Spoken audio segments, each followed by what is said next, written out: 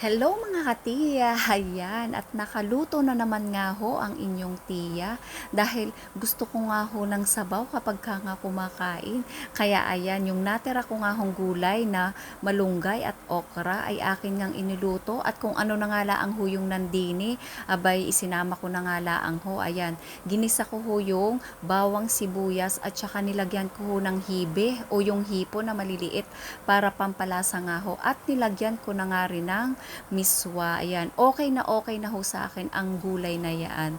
At alam nyo gaho na parang sabi ko nga, na-miss ko yata si Tia Langka dahil siya talaga ang mahilig ho sa sabaw kapag ka nga kumakain. Kaya naalala ko din naman nga siya. At ito nga hong lutoan na aking ginagamit, abay sa kanya ho yan. Pamana ho yan ni Tia Langka sa akin. Dahil siya naman ho talaga ang mahilig magluto. Ay ngayon ay naisali na din nga ho sa akin ang pagluluto. Hindi nga ho ako nakalabas ngayong day off ko dahil pagkagising ko ngayong gabi ay umuulan sa labas, kaya sabi ko ay kung ano na nga lang yung nandini sa aking natira ay di yun na lang ho ang aking niluto. Ang mahalaga ho ay makatikim na naman ako ng gulay at talagang yun ho ang gusto ko. Ayan, day off ko ho ngayon pero bukas may pasok na uli.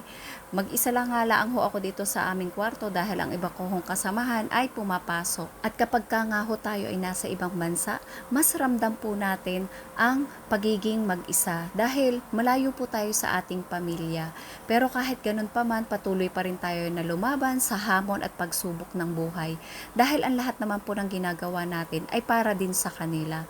Kaya gagawa na lang po tayo ng paraan para maging masaya sa araw-araw. At pagdating naman ng panahon ay makakasama na din natin sila. So maraming salamat po ulit sa patuloy na pagsuporta nyo sa akin sa panonood ng aking mga videos.